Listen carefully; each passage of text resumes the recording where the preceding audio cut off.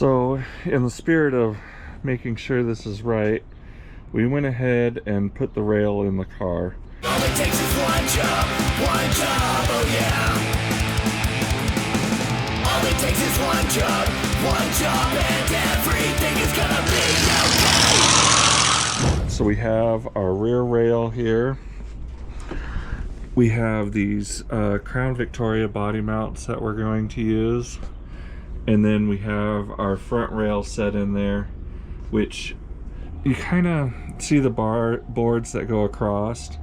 Then we set the rail on that, and then that means that the rail is going to be at the bottom of the rockers, since the rockers are sitting on the board.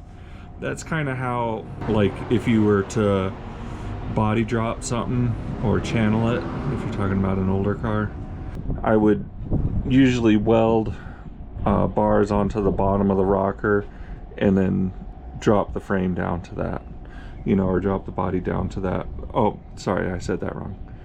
I'd weld the bars onto the bottom of the frame and then I'd drop the rockers down onto the frame, so then that way you're laying rocker.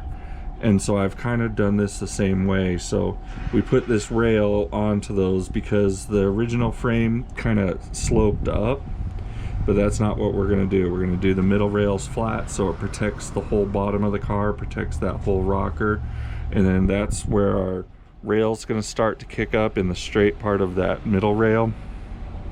And we wanted to bolt this in and see actually where our depth is compared to our rail here.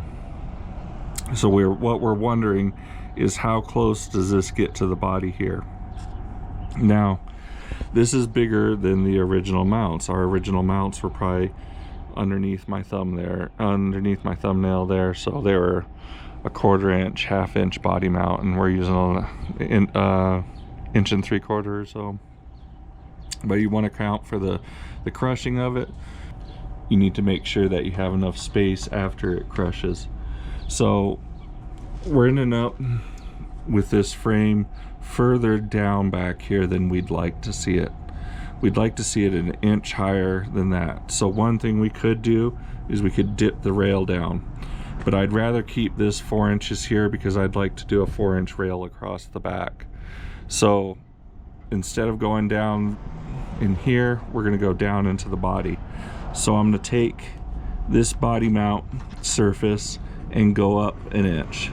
And the reason I want to do it there is, one, I don't want this to be skinnier, but also on this side the body mount is already crushed in. It's taken on some damage, and so this needs to be redone anyways.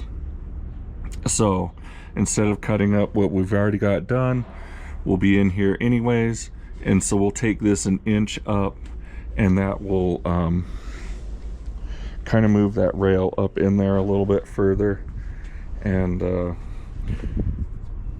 kind of help, because with our overall tire height is around 24 inches.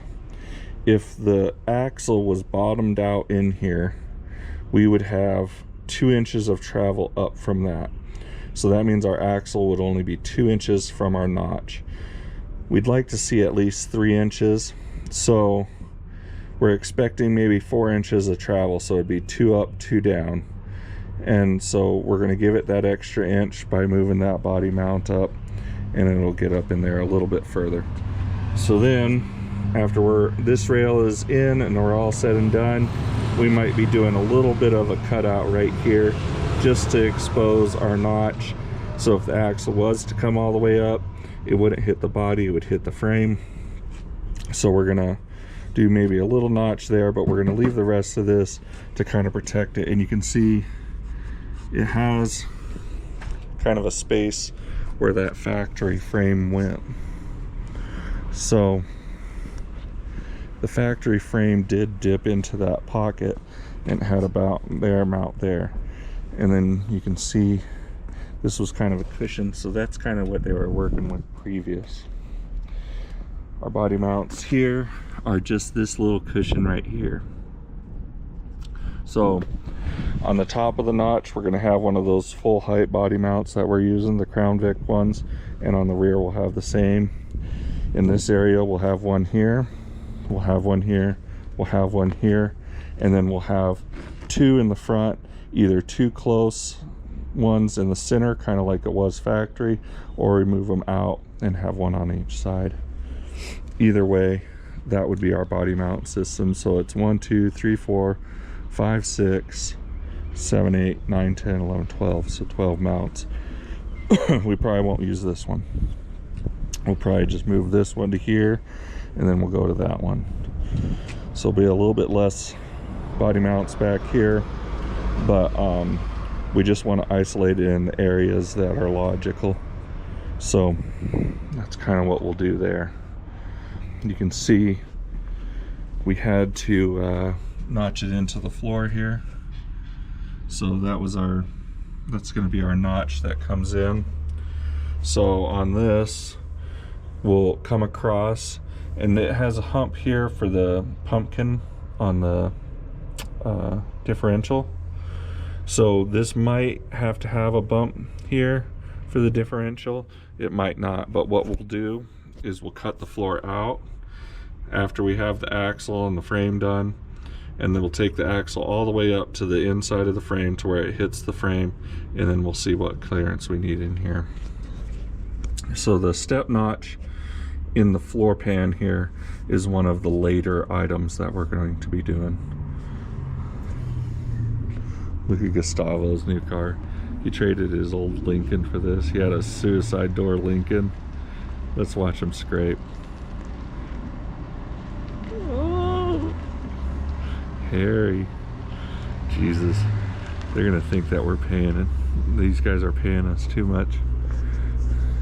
You're not paying us too much. You can pay us more if you want. Alright, so I marked out our area that we'll be taking out on both sides. And then we take away that inch off the body mount here, and we ended up with 3/8. So I got 3/8 worth of washers here, and I'm just kind of lining them up with the bottom of that mount like that other one was. So this should be our actual height of the rear rail when it's all said and done. Now we need to figure out where that lands from the bottom of this rail, so then we can set it up on the jig correctly.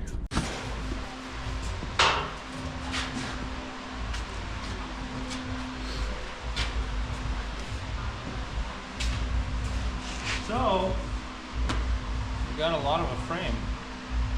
Looks like one.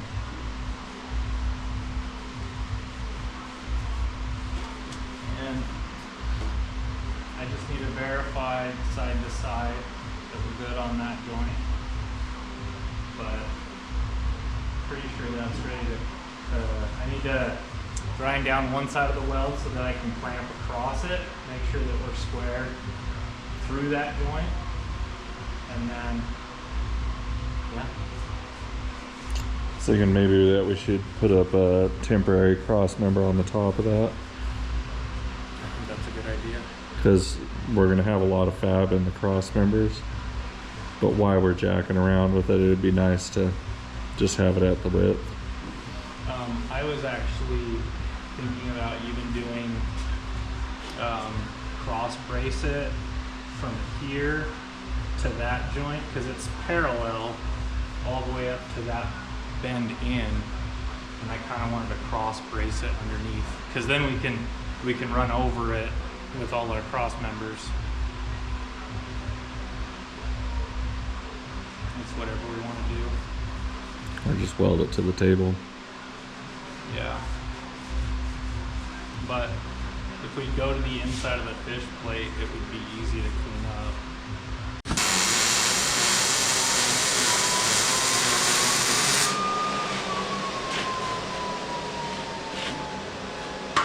That's not going anywhere.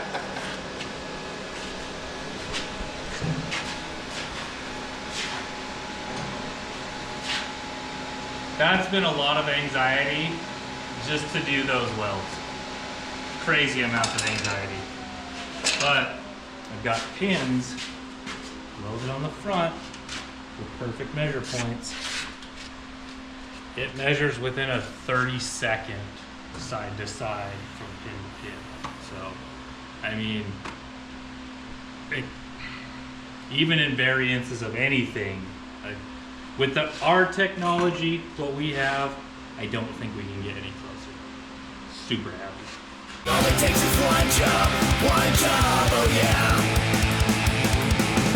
All it takes is one job, and everything is gonna be okay.